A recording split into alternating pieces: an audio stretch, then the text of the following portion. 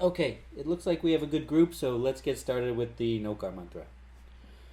Om Namo Arihantanam, Om Namo Sitanam, Om Namo Ayariyanam, Om Namo Vajayanam, Namo Loe Savasahunam, Eso Pancha Namo Karo, Sava Pavapanasano, Mangalalancha Savesim, Paramam Have Mangalam, Paramam Have Mangalam.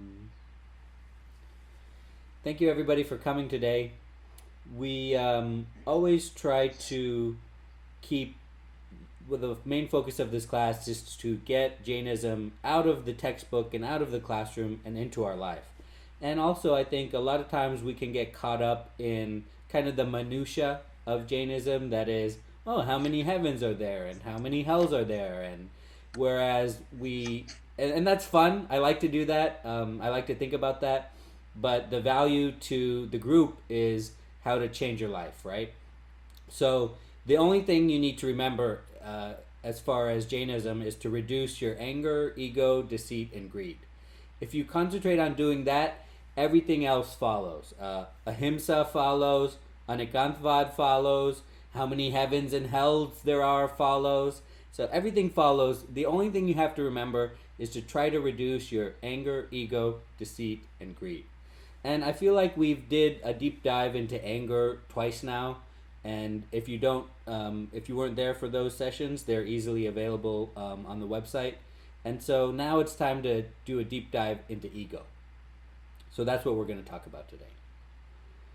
And before we get into what the book says, and the book has quite a lot to say, I'd like to start off with a controversial, a thought-inspiring problem, and hopefully get your feedback on it.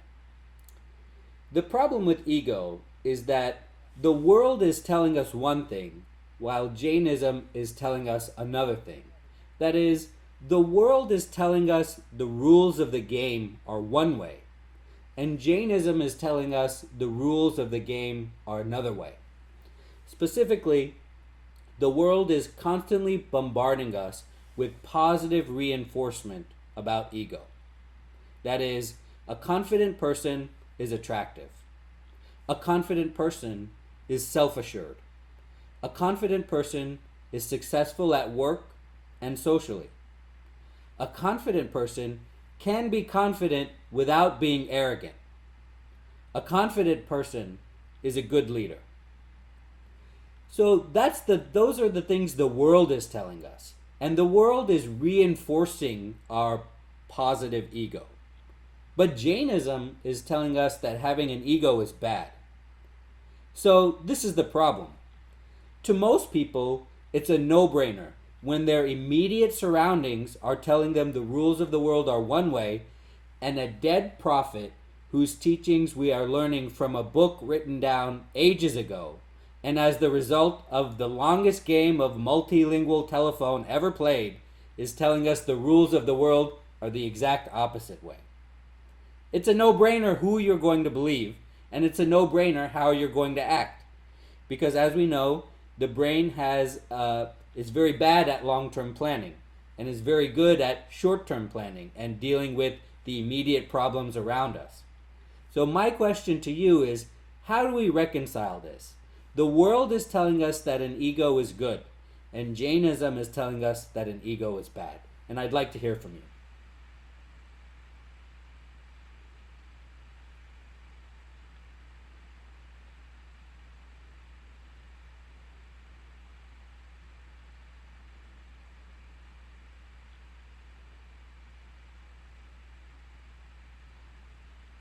So first of all, I never qualify that ego as a positive ego or negative ego.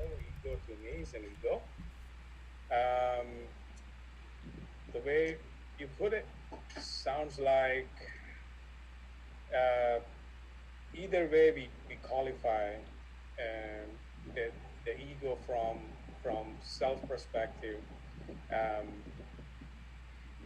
not sure. I still have to digest the positive ego versus negative ego. Is that what you meant by when you say the world is saying positive ego is good? I'm saying that the world is telling us to be confident people and reinforcing that by making us more money, making us attractive with the opposite sex, making us feel better, making us live longer.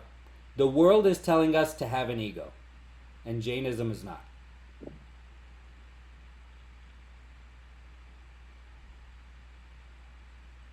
Okay, you go with it. Anybody else?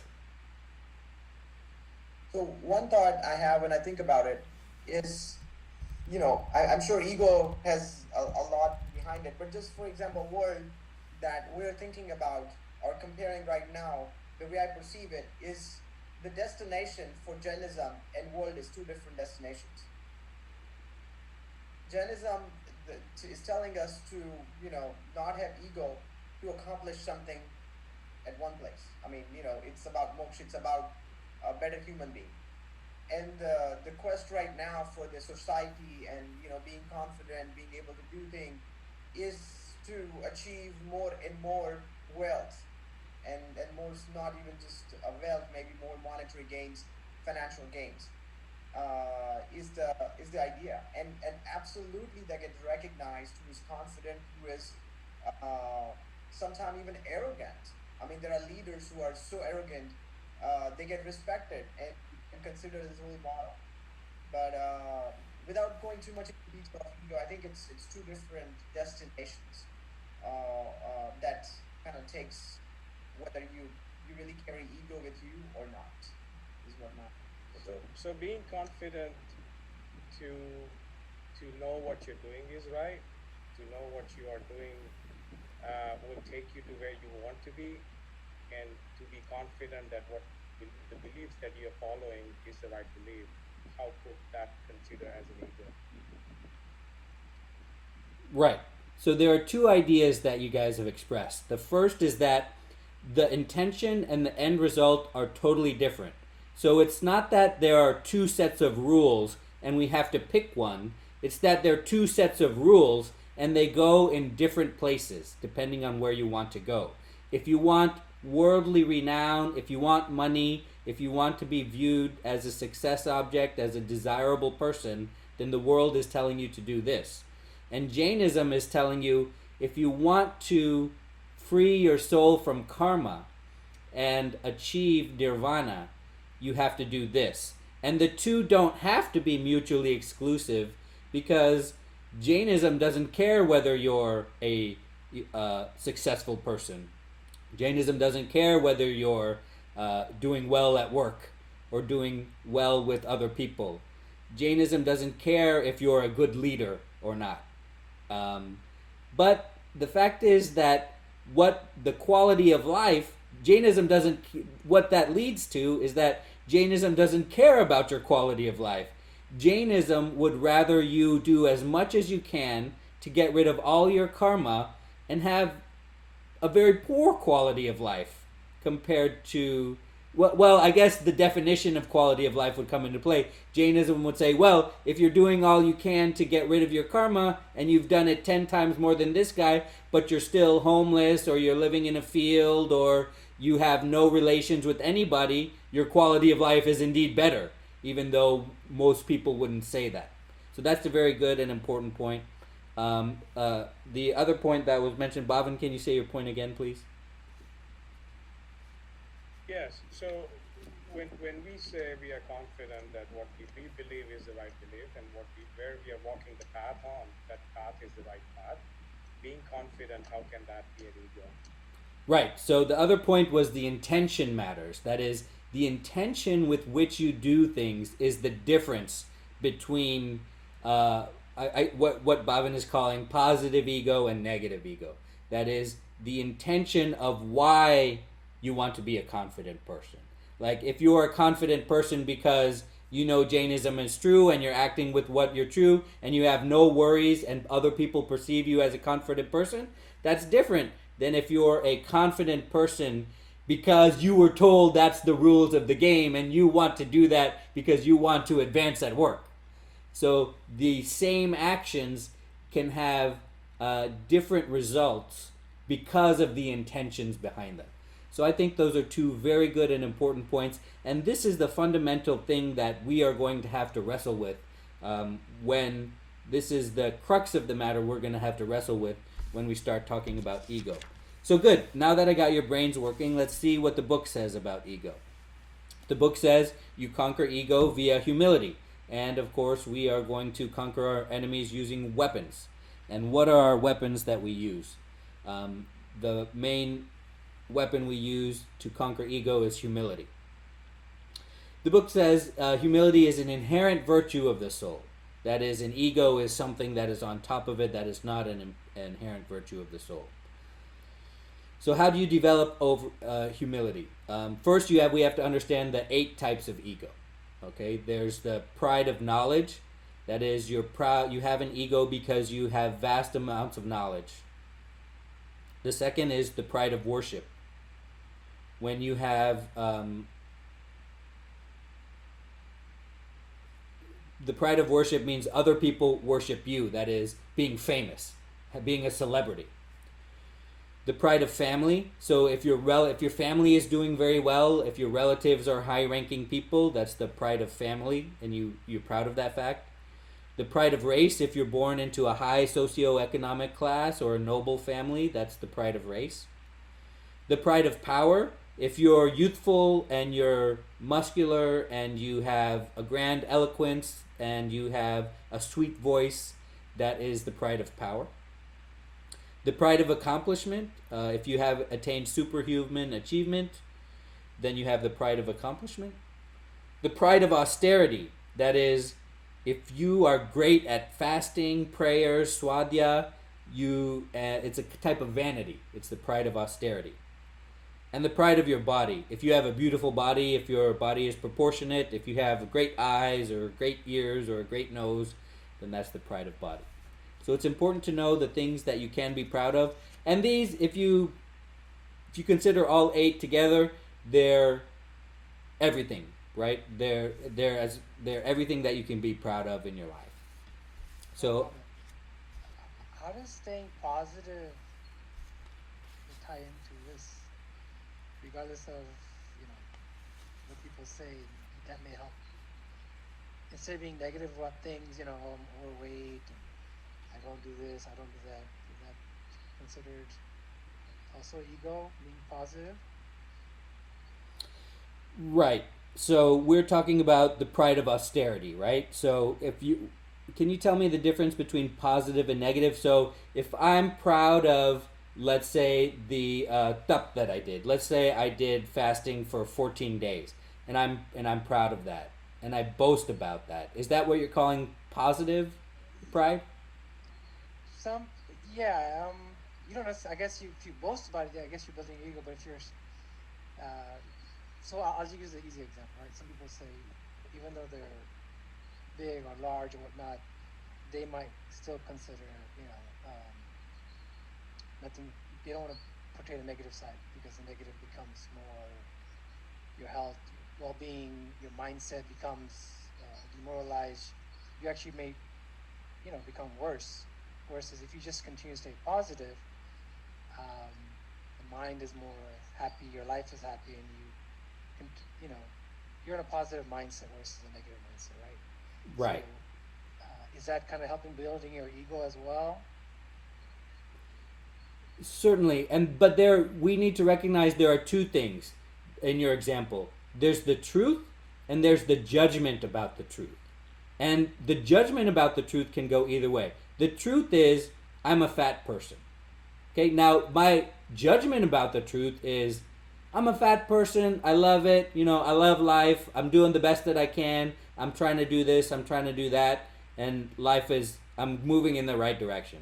And then there's the negative part, where I'm no good, I'm worthless, I can't do anything, I can't have the willpower to stop eating, and things like that. Now, the judgment on the truth can change, right? But the thing to recognize is that the truth is the same in both instances. So now, having that in mind, how does it relate to ego? Are you saying that one is better, the positive one is better, and that reinforces ego, and the negative one is worse, or vice versa? By the first one, the positive Okay. reinforces the ego, but it seems like it's something to stay positive without broadcasting it and showcasing. I understand, but maintaining that positive mindset, is that considered like an? Ah, I see. Okay, I think I understand the question. We all know the benefits of a positive mindset, but that a problem because I need an ego to have a positive mindset to change my life. Yeah. Okay, so any comments on that from anyone else? How do I maintain a positive mindset but not fall into the trap of having an ego? Like Ashish said, I think if we do that without boasting ourselves, without constantly talk about it, uh, the positive mindset is essential to stay on your path, to stay on what you do, um, compared to the negative path. So as long as we do not constantly talk about it, I think that will help in the definition when we talk about the ego, or not to have ego. Right. And I think what we talked about before is the answer to your question. That is the intention you have behind it. If your positive mindset is I'm improving my life, I'm doing this, I'm doing that, and I have a good intention because I want to get rid of all the karma, I want to live long and get rid of all my karma and use my time wisely, then that is not a problem. That is not a type of ego that we need to eliminate. But if your attitude is, I need to keep my positive mindset so I can be better than other people, so I can have the best kind of life that I want, so I can make the most money, so that I can attract the most people, then that's going to be the type of ego that we want. It's that your intention behind that positive mindset. I think that's the answer that we're looking for there. Okay.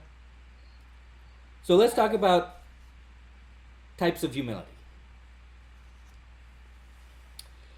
You can have humility of right knowledge. That is, treating the knowledge you have acquired and the things that give you knowledge with devotion, honoring them, contemplating them, and putting in the self effort to acquire them and put it into practice. That's the humility of samyatnya, or right knowledge. You can have the humility of right belief. That is, you respect the right faith, you have respect for people who have faith, and you have respect for people who make the effort to have the right faith. Next, we have the humility of right conduct, or charita vinay. That is, you respect the right conduct, you have respect for the people who have the right conduct, and you have respect for the effort it takes by the people who practice the right conduct.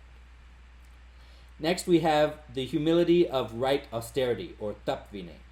That is, you have respect for the right austerity, you have respect for the people who have the right austerity, and you have respect for the effort it takes to practice the right austerity. So a lot of the same verbs here. Next, we have humility toward the spiritual leaders and great people. That is, remember the Panchparmesti.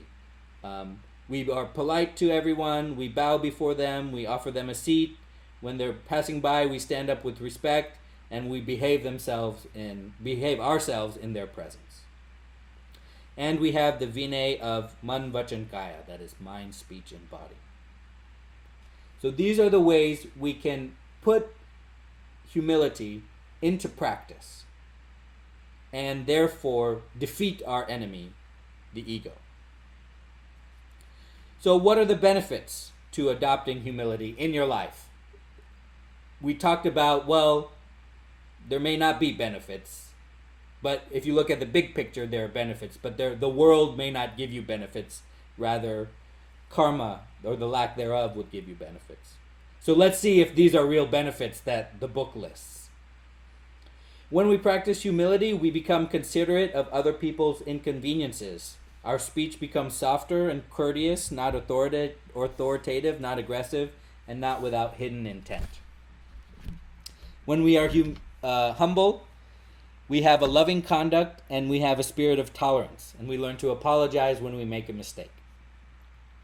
When we are humble, real greatness starts emerging and boasting ends.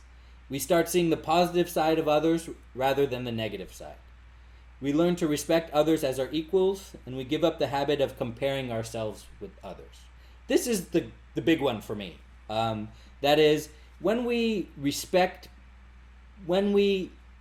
don't put ourselves above other people, and we respect the people where they are and what kind of effort they're doing, we start to understand they might be putting in more of an effort than I do to get worse results, right? This is like nobody ever makes fun of the fat guy at the gym, right? He knows there's a problem. He's doing what it takes to address the problem, and we're proud of him, and we want to encourage him. We don't want to humiliate him. We don't want to do things. And in fact, he may be expending more effort at the gym to get less results than we do. And that's where this can start to seep in your life.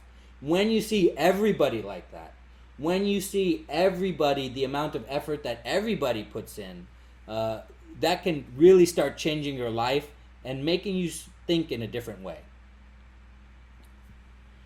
I is replaced by we. There's no presumption about what is right and wrong. Just as trees rich in fruits hang low, similarly people with true humility always look humble. Like sugar and milk, if humility is associated with knowledge, one attains real greatness. I don't know about that example. Sugar and milk? I guess it's from a different time. Humility is the root of the process of purification. I believe that. It is the necessity for social, professional, intellectual, mental, and spiritual prosperity. So some of these things are benefits more than others. Humility is the king of all characteristics. Ego destroys everything we work for. Humility should be synchronized in all three phases: action, speech, and thinking. Without humility, one cannot have the right knowledge. Without right knowledge, one cannot have the right faith. Without right faith, one cannot have the right conduct. Without right conduct, one cannot achieve moksha. Okay, so these are the things the book says how humility will change your life. Does anybody agree or disagree?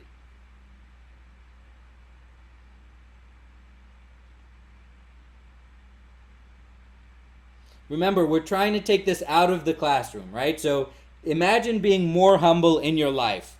Are you going to be, do you want to speak softer? Do you want to be more courteous? Is that an end goal for you? Is that something that's good?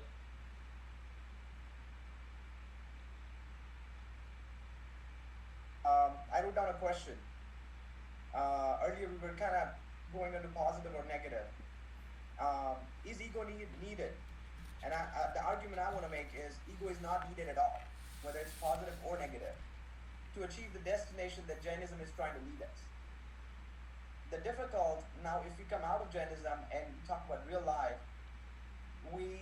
I think the way it's being perceived and the way the training is happening, whether it's leadership training at your work, or we are training our kids to be more confident, to be more a perception of more confident. And I don't think that comes without ego. We can describe that as a positive ego, but at some point in time I think it's going to cross a limit. And you can't, because it's a fine line, nobody has defined it perfectly. So my thought right now is that to achieve the destination that in Jainism perspective, I think we have to have a no ego. We should not even, the positivity should come from positive activities. If I'm fat, I shouldn't be thinking that I'm okay with the way I am. It should not be even thought, because I'm focusing on other positive activity, whether it's meditation, tapascharya, and all the other things, pratikramana, whatever it is. And this is not even a topic for me, to feel confident and lift myself. But that's kind of what I'm thinking. If we take the desire for monetary and financial and to get a fame or wealth, then ego is not needed. Other thoughts? I agree on humanity or humility. Being, as they say, forget the haters. Whatever you're doing, just continue doing it. Don't mind if someone has something not nice to say or doesn't agree or whatever you're preaching or doing. Continue on and be courteous and kind and or ignoring them. Right? Because if you don't like what they have to say, you continue doing what you have to do. And that does help support positive mindset. I don't want to call it ego, but continuing to do the good. If what you believe, your good intentions are going to lead you in the right path, and someone is saying something negative or demoralizing you, then ignoring it and just agreeing to disagree and move on. Yeah. So the book says this is the difference between punya and expressing your soul without getting punya. As we know, pap is the attraction of negative karma to your soul that corrupts the soul. Punya is the attraction of positive karma that binds to your soul and then gives you good outcomes when they come to fruition.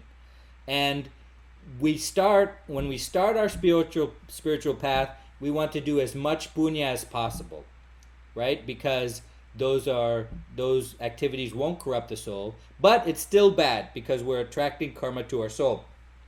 As we pass a threshold of spiritual advancement, we want to stop doing punya too. We've already stopped doing pap, then we want to stop doing good, attracting good things. But here's the key that we're all going to have to try to understand. That doesn't mean we stop doing good actions. It means something different. And here's how the book puts it. That is when we want to stop doing punya but still continue to do good deeds. Such aspirants should not have the feeling of accomplishment and attachment, even to meritorious deeds. A spiritually advanced person's activities and deeds are always meritorious without the feelings of attachment to those activities. That is, if they have those feelings, they will receive no punya. They're still doing good and meritorious deeds, but they're not receiving punya for it. But here's my question to you. Why should I do good and meritorious deeds without an attachment to it? That is, what is the point of doing a good deed if I am not invested in the outcome of it?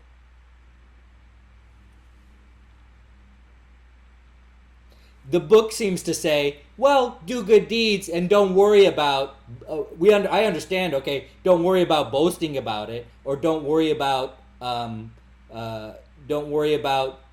bringing yourself up or putting other people down because you do a good deed. I totally get that. But the book is saying don't be attached to those good deeds. That is, don't be invested in the outcome.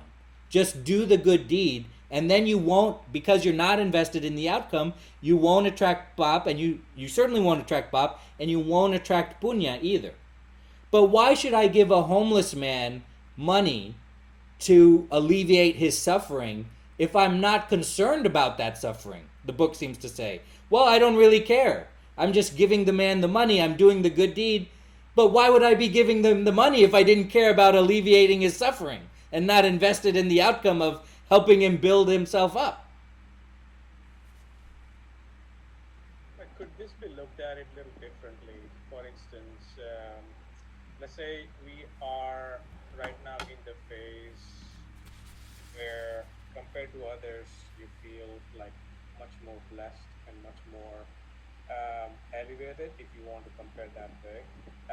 Let's say hurricane passes through, we all, kind of dodge the bullet, and all of a sudden we start talking about, this because of the good karma, whatever we want to talk about, and we constantly say those things that, oh, I have a better, because of my previous good karma, I am in a better shape. So I think probably I will read it in that sense that when the good karma comes and to fruition, and we sense that fulfillment, and if you keep at the same time, if you keep yourself at par, not too much deviate from your level, whether it is a good karma come in play or bad karma come in play. When you are suffering or when you are having an enjoyment, you still remain at par.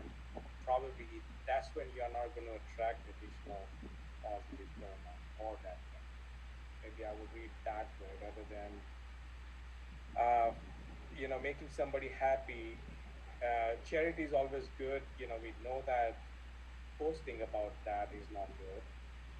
But when you feel about something that is good happening to you at that time, if you continue stay at level plane, then I think maybe that's what I would look into that these days. Does it make sense? Like, Yeah, I think so. And I think my end, and one of the first few episodes talks about become a, when Ram asks his guru about, karmas, and he, his guru tells him that become a karta, not bhokta, whether you're doing right or wrong. And I think it's very similar here. And I want to take a example that typically I think you picked up. Well, first the reason I think is when you give a homeless person something, and if you feel good, that's one thing. But first, if you even connect to his emotions, if you feel good, it can involve a lot of different things. That you understand his suffering, and that you consider how blessed you are, and you did a positive thing, and there's a lot of things can be associated with it. So there's a positive karma that's associated with that action, and there is some other feelings that is also generated from that activity. So there could be two things. So if you, let's say you in a positive way, you accepted only positive feelings out of it. So that means you did the punya karma only. But even to enjoy that punya karma that you built, and you actually attach to your soul, you have to come back in a life to enjoy this punya karma. You might get a life that you will never have to worry about it because you have done that, and you might get an opportunity again to do similar things. But now the environment could be different. And again, if you keep this punya karma together uh, until you get the moksha. So I think that's why it's saying that try not to attach any, whether it's pap or punya karma. You you donate it in such a way, you get it in such a state of mind that it just becomes a karta for you and not a bhokta, meaning you don't absorb whether it's positive or negative to get to moksha. Is the way I perceive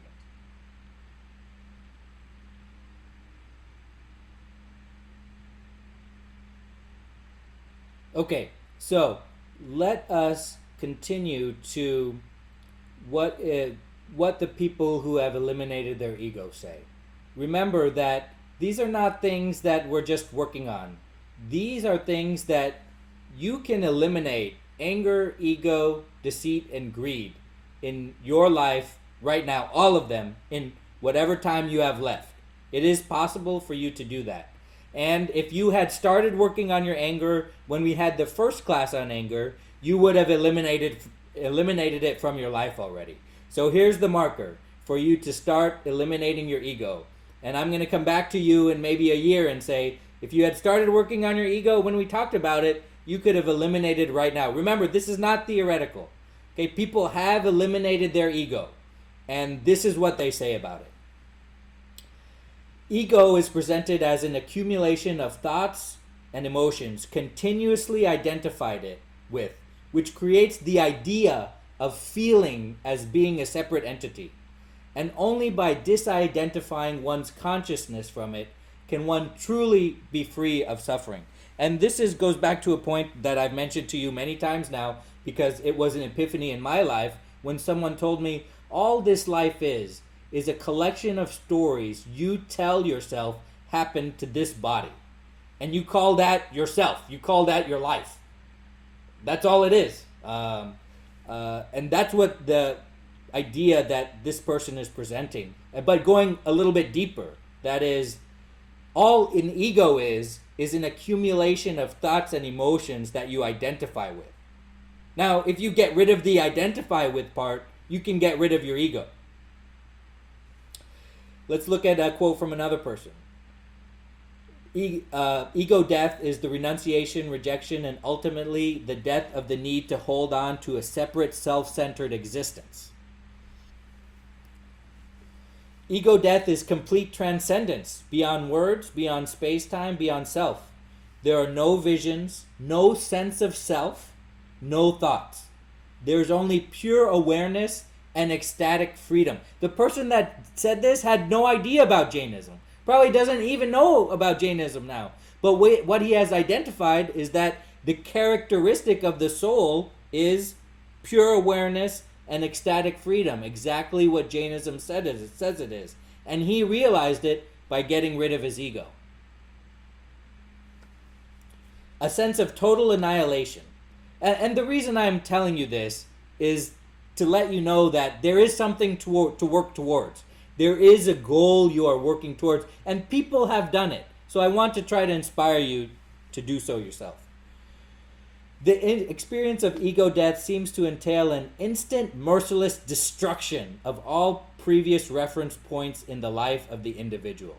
An irreversible end to one's philosophical identification with what Alan Watts called the skin-encapsulated ego. Very powerful words there. Temporary ego death as the loss of the separate self, or in the affirmative, a deep and profound merging with the transcendent other.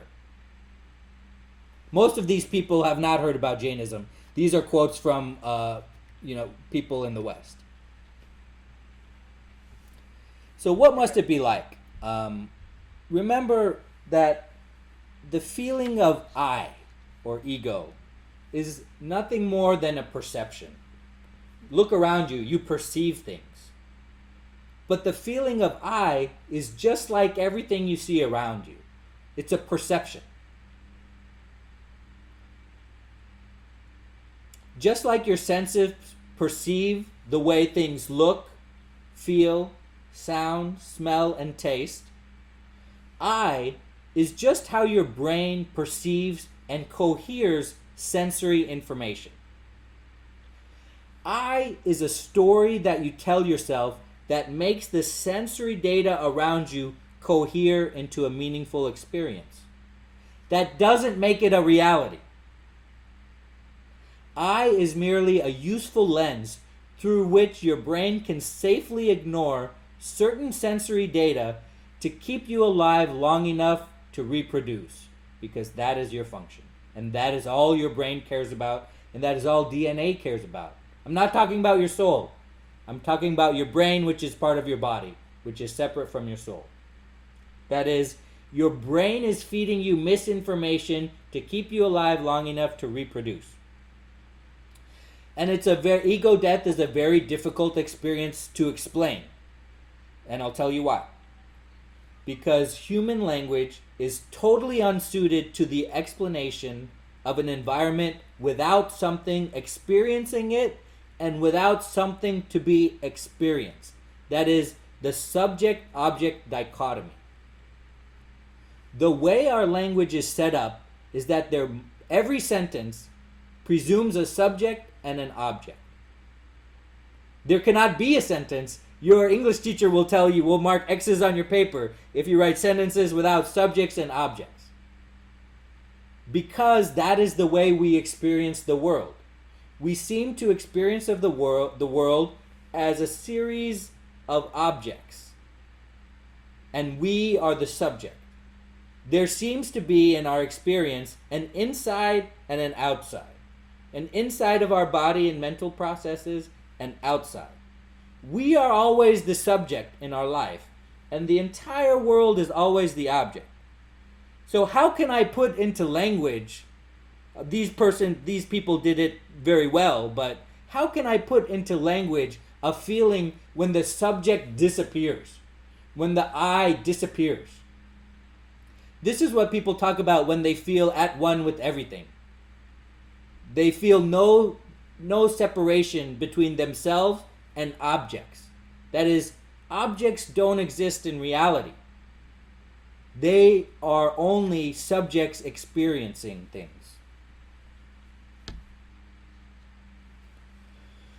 Let's do an example, because this is quite difficult language, right? this is an apple. The apple is an object. It appears to be an object to me. Why? Because I have sensory data indicating that it's an object. Well, let's go through that sensory data. I look at the apple. It's red. It has a shape, it has color. Does that mean that this object exists in the outside world?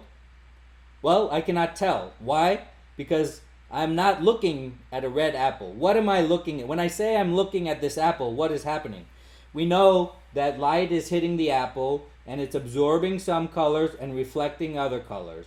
And that those wavelengths of light travel to my eyes, and my eyes record that information, and they travel through the optic nerve to my brain, and my brain perceives this as an apple.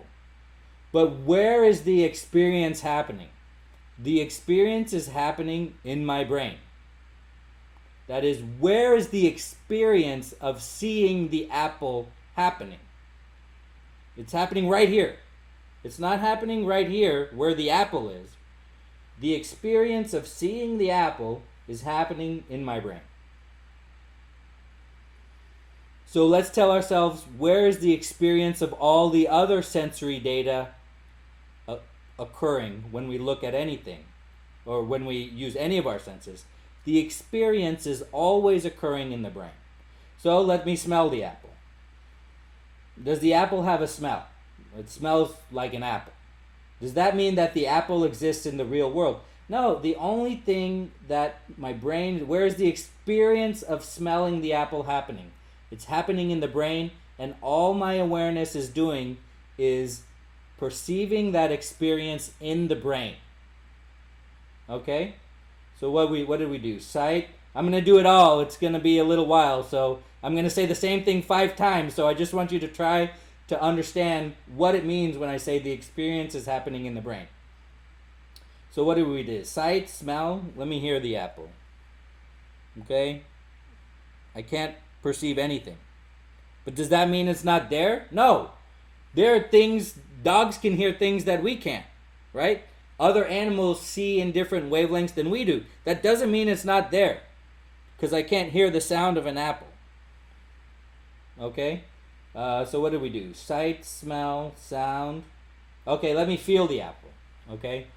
So this is an object. Does this mean that the apple is an object that exists in the world because I can feel it? Well, what's happening? Okay, I feel things in my hand. That information is traveling through nerves into my brain. Where is the experience of feeling this apple occurring? It's occurring in my brain. That does not mean that the apple is an object. Okay, so let me taste this apple. Okay, so the apple has a taste. It tastes like an apple. But does that mean the apple is an object? The experience of tasting the apple is happening in my brain. It is a faculty of the mind.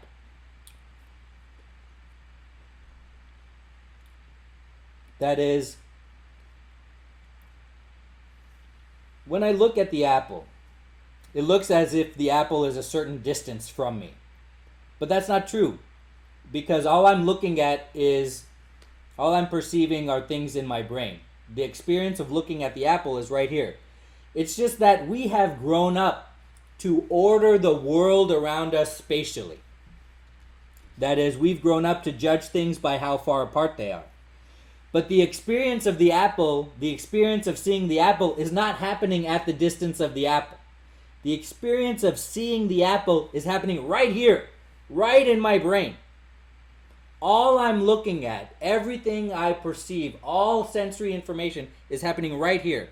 Remember that if I see something over there, it's not that it exists over there, it's that I am perceiving light entering my eyes here, right here in my head. That's why there are no objects. That's why the subject-object distinction is an illusion. That is what is possible to perceive if you get rid of your ego. I imagine there's going to be lots of questions on that, so I can stop talking now and take some questions. I think you're concluding the experience, what a lot of people feel about having one or part of the universe, like what you see as a soul yourself and things around you is one thing. It's it's it's you cannot distinguish everything around you as something. Here is yourself, your soul, and here is something else. You are part of this as one piece of a puzzle, I guess. Or you look at the things around you, that is part of you. A lot of people have experienced that, and time to time probably you would see that too, that you have that. Your mind tells you something, but you have a completely different understanding of that item, or a completely different approach towards that thing, even though your mind tells you something else. So what you're saying is everything is perceived by our brain, everything is looked at it, everything is sensed, smell by your brain. May not be things, because this is what we have trained ourselves, our brain with. It's not necessary that is the fact and that is the last truth. That's a very good way to put it. And one way a certain people have put it that have experienced this is that there is experience without thinking. And that blew me away the first time I heard it. Like, how could there be experience without thinking? Like, I don't understand that. Like, okay, so I experience looking at something, but is there an experience? Let's say this. Let's continue the it's a Apple example. There is an experience that I have when looking at this apple, but I think about it, right? I think that it's red. I think that it has a shape. I think that it's this far away from me. I think that it's and well-learned people I believe and trust, despite not fully understanding this, have said that you can have experiences without thinking about them. And I think that's what you're saying. And I'm still trying to wrap my head around it. I don't know everything. I'm just trying to inspire you. But there is experience without thinking. That is, I can experience this apple without thinking about the color, it's red, or they call it qualia, right? That is, I can experience the redness. I don't have to tell myself that there's a word called red, because words are just descriptions of ideas. I don't have to tell myself that, oh, this apple tastes sweet. I can just experience it being sweet. I don't have to remind myself there's a word called sweet and there is spelled SWEET. Like, but how is there experience without thinking? I'm working on that myself because I do believe that's true. And I want to try to experience something without thinking. Has anybody done that? Has Well, anybody had an experience without thinking? if I have to put a comment to that, I think experience without thinking comes when you have already made a particular perception about something.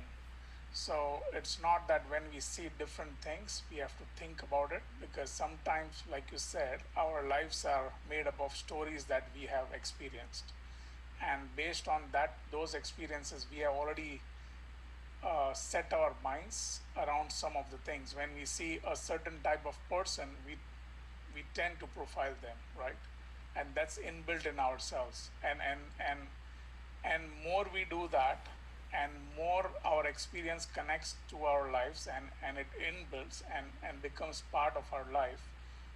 I think we start, ignore the thinking part, and then it's like just an experience. Oh, I saw this, and I know from my past experience it's bad, right? So I already have that. I'm not thinking about it every time when I see that particular object or person, or the situation. I'm already saying that, oh, that's bad, right? Oh, this type of car is bad, but probably that experience occurred 5 years ago, and world has changed after that. Same thing with person profiling or anything. So maybe that's where the difference can be, where we are so much uh, into ourselves, and we make ourselves believe in certain things in a certain way, that we stop analyzing and thinking about what is the real situation, versus we tend to make ourselves believe that what I know is the right thing. I think that may be the difference. One way it has been put to me is that you try to look at things from the perspective of a baby. That is, a baby doesn't know all the words that you know, doesn't categorize things in the way you categorize them. If a baby were to look at this apple, he'd look at it with eyes different from me, right? He'd first not even know that it was edible. He wouldn't know the name of this object. He would just see, he would experience the red. He wouldn't know that it's red. He would just experience it. It'd kind of look a little bit different from the other things around it. And then he might try to do the things that I did, right? He might try to smell it, or he might try to taste it and then figure out that it's edible. So, in that way, maybe a baby is experiencing without thinking. And to add to that, you are exactly right, because they haven't built certain, mindset about that apple. So 5 times you give that apple, they'll keep tasting and looking at it and different, feel the shape. But after they have concluded that they don't like apple, next time, sixth time you give, they're just going to throw it on the other side, right? So that's how we all grow and make ourselves believe in certain things. I think that's an easy example how you can explain this. So we kind of strayed into theoretical territory there, and I wanted to do that to make you understand that this is something, eliminating your ego is something you can accomplish in your life. But certainly, let's try to focus on how we can use it to make our lives better. Any questions, not about subjects and objects being illusions, any questions about anything we talked about at all today? Or, I want to make a comment. Yeah, any comments too? Go ahead, please. Basically, as I think about this, I think the society we live in and the corporate world we live in the direction we go as not giant. I mean, I'm not talking about giants, as individuals, the way we are driven. I think even if we continue to live the way we are, I don't think it's possible to eliminate ego. Because all about it, the quotes you quoted, I would doubt any one of us know that person. And any of the name you mentioned is a famous person because they don't want to be famous. They don't want to be known. And it's not the direction we all are heading as a society, community, and the corporate world. So I think my challenge is that if anybody can, or I'm saying is that we can't stay in the same path we are in and say we're going to eliminate ego. I don't think it's possible. I don't think it's feasible that we're going to get to that stage the way we live our life. Maybe not 100%, but we can start, right? I think about constant reinforcement about this discussion can help towards in that direction. I truly believe that. They truly talk about that with the kids. And nobody's going to get rid of it. I mean, it's not going to happen overnight. It's not going to happen probably the whole life. But without working towards it, you will never get it.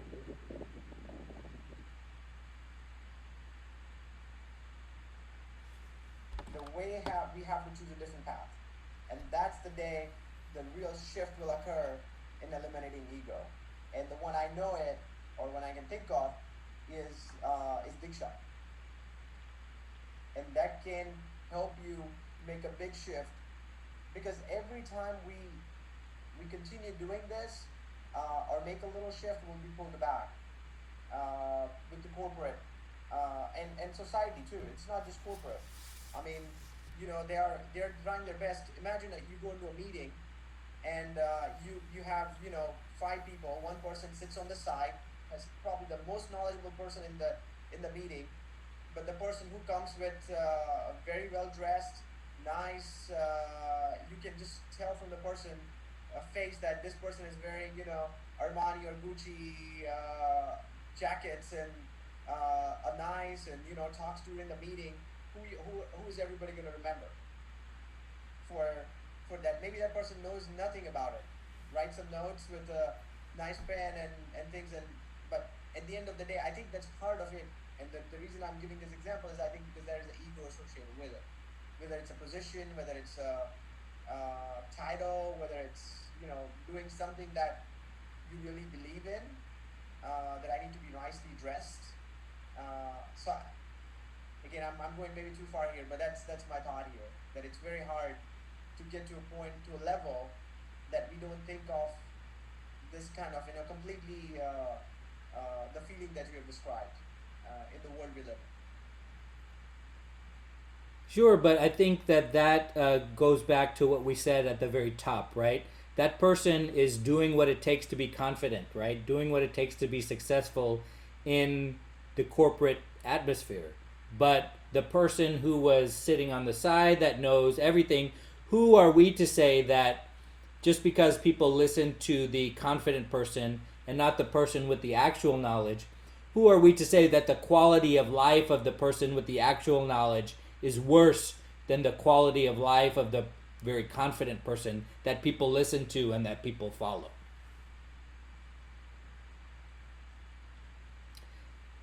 So thank you, every. Not be the Go judge. ahead. I agree. I agree. We should not be the judge, but the way the perception and the way I think of in terms of kids, we are trying to make them confident, and somehow doing that by ego. Whether we say, oh, you're doing really well, if it's soccer, it's school, whichever it is, it's the way how as a society we are trying to push in that direction. Right. How do we teach them what we know ourselves, that we should not be attached to the outcome of meritorious deeds, that we should do meritorious deeds without being invested in their outcome? How do we teach our children that?